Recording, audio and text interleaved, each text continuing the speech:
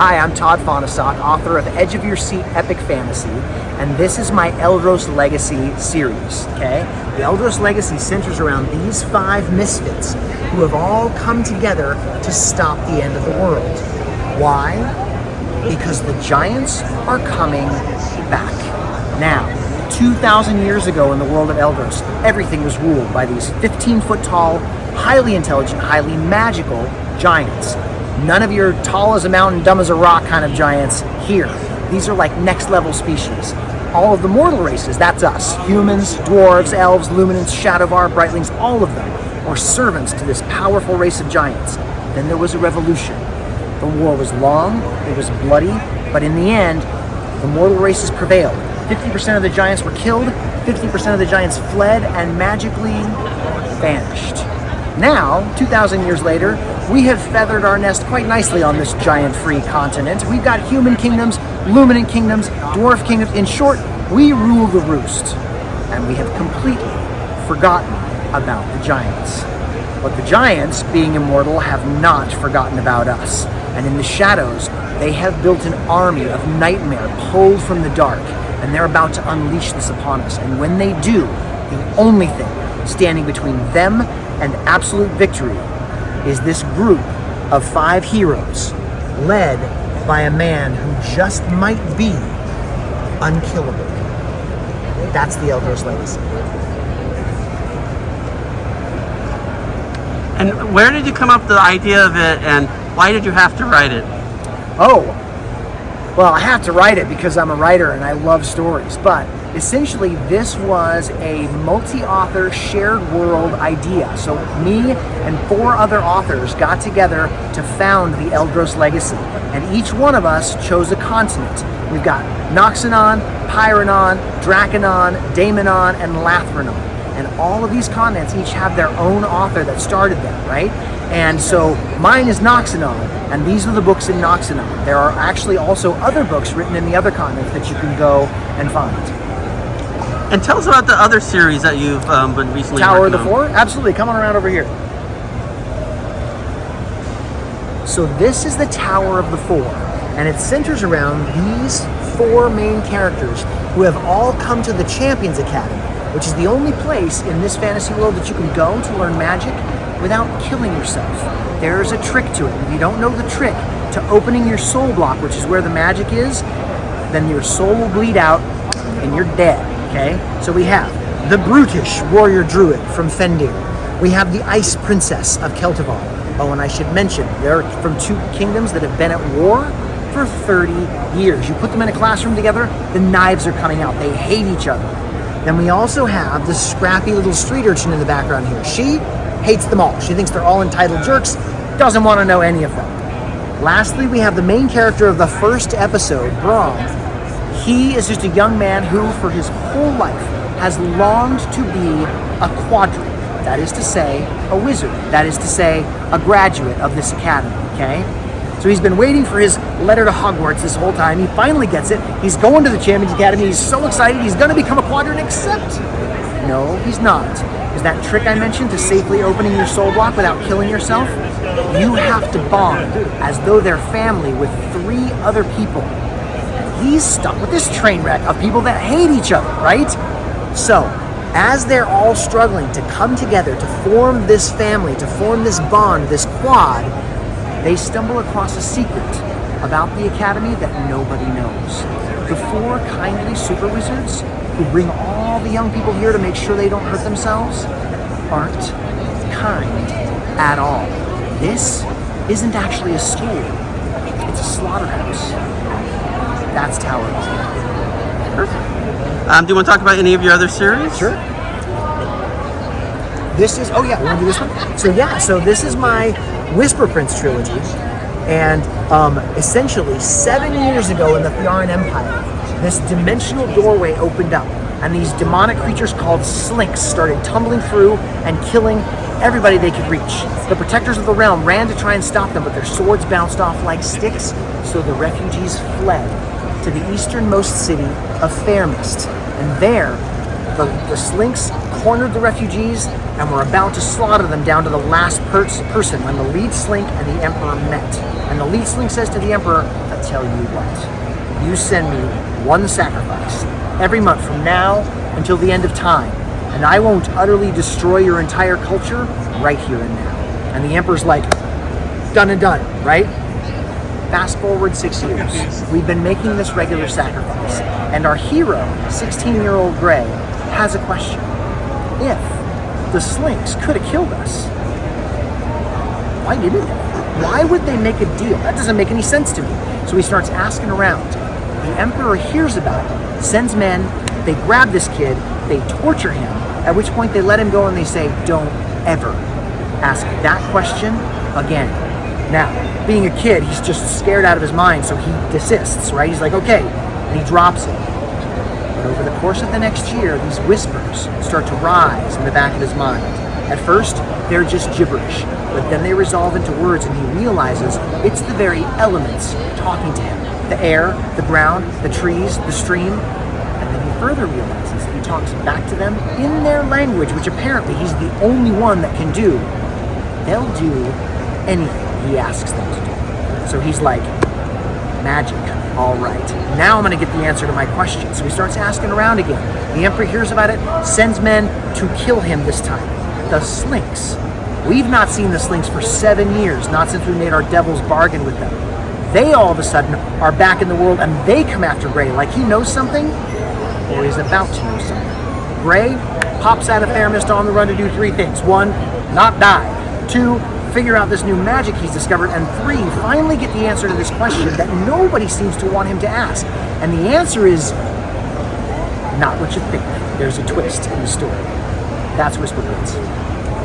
Any other series? I've got some one-offs over here, and I've got The Wishing World, if you want to tell you about them. All right, well, let me tell you about Summer of the Fetch.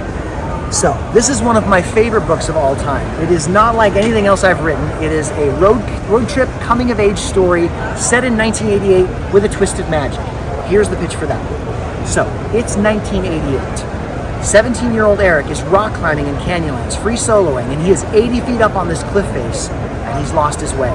He can't find his next hold. His arms are starting to melt. His legs are starting to shake. And then he spots it. This bomber hold that's just out of reach. He's got to jump for it. So he jumps for the hold and misses. As he's about to fall to his death, these 2 hands reach down. They grab his wrists. They pull him up and secure him on the hold. He clambers to the top of the cliff, and standing there is this beautiful red-haired woman, and she says, "I'm your fetch." And he says, "What's a fetch?" And she says, "I'm a spirit of fortune and good luck, and if you dance with me, I will make you a legend over the course of the summer. Anything you've ever wanted to do, do it. Anything you've ever been afraid to try, try it, and I will make sure you succeed. But at the end of the summer, on the eve of your 18th birthday, you will die." And he reaches out and takes her hand. Thus begins the Summer of the Fetch. So we also have The Wishing World. And The Wishing World is my middle grade novel. Okay, this is for 10 years old and up.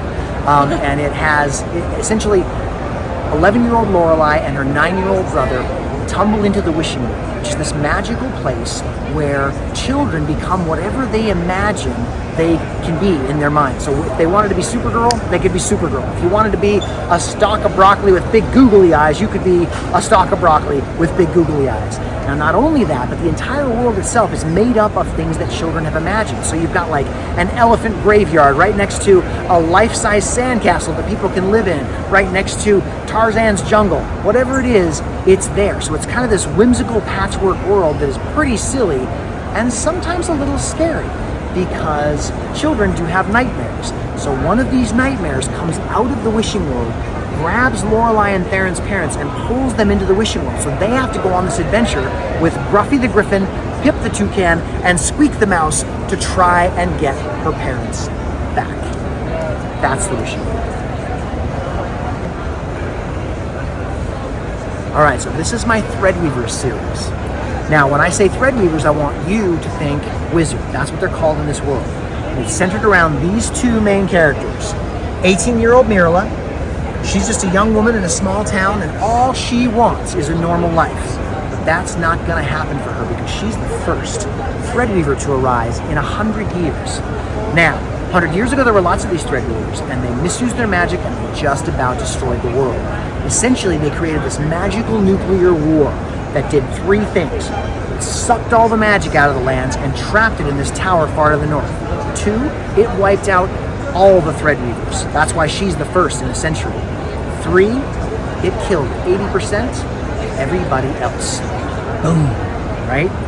So, now the story opens 100 years later after this event. The lands are almost dead. The magic has been gone for so long they are dying. Humans are struggling and they hate Threadweavers above everything else, okay? So if the villagers find out that she has magic, they're not gonna ask her if she plans to do something good with it. They're just gonna kill her. Cut to the second main character and the title character of the first volume, 1,400-year-old demigod and legend known as Wildmane. This guy is an immortal hero who's been fighting for us and kicking butt for 14 centuries. He has the crackling energy of a sleeping god in his veins. And when he lets that power off the chain, he can do just about anything. But because of something that happened to him 400 years ago, what he wants to do is die.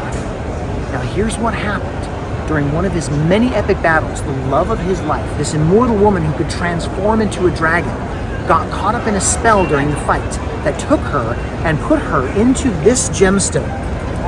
And then the gemstone locked with a riddle that only Wildmane can solve. Now, if he solves it, the spell is simple. The gemstone will open and she'll go free. But it's been 4 centuries. He can't do it. He hates himself. He's languishing in a castle by the sea and he wants to die. Now, cut back to Mirala. So, the lands are dying, and the only way to save them is to return magic. And the only way to do that is to destroy that fountain. And the only person who can do it is a Threadweaver. That means it has to be her. But over the last century, this tower has twisted and cracked, and the most vile, evil magic is leaking out of it. So now it is surrounded by this horde of monsters from beyond belief. No mortal could possibly get through that. But Wildmane could. So, Mirala has to destroy this tower. Wildmane has to get her there. That's Threadweavers. Tell us why Comic-Cons like WonderCon, San Diego Comic-Con, LA Comic-Con, why are they so important for creatives like you? You know what? This is like an open market for people who want to express the things that they do. It's a wonderful, wonderful thing. Like Comic-Cons are this just vast place where anybody who wants to express whatever it is that is inside them can do it. From cosplayers to artists to novelists to, I mean, you name it, it's here. And so that's one of the reasons I love being in this atmosphere, is you get to see all of that. And it's not hampered by any kind of gatekeepers except for the artists themselves, you know, whether they want to put up the money to get a booth or buy a ticket to come and cosplay, whatever it is, they're the ones that limit them, not say some gatekeeper that will let you in or not let you into, you know, a publishing house or a movie deal or whatever. I mean, like, those are all necessary to level up, but here you get this sort of base level where people who, anything they imagine, anything they want to do, they can do at least a little bit of it here, if not a lot of it. So yeah, Comic-Cons, I think, are a very important part of artist culture right now. And if someone can't attend a Comic-Con, how can people find you on social media? ToddFahnestock.com. In fact, I think it's right up there on my banner. All my stuff is there. You can get the paperback books, you can get the hardback books, you can get the ebooks, and then we're going to have a lot of audiobooks on that website very soon. And what's unique if you come here? Will you sign the books? Or? Absolutely. So not only will I sign them, but they're posters that I have on the table. You can only get them here at a con.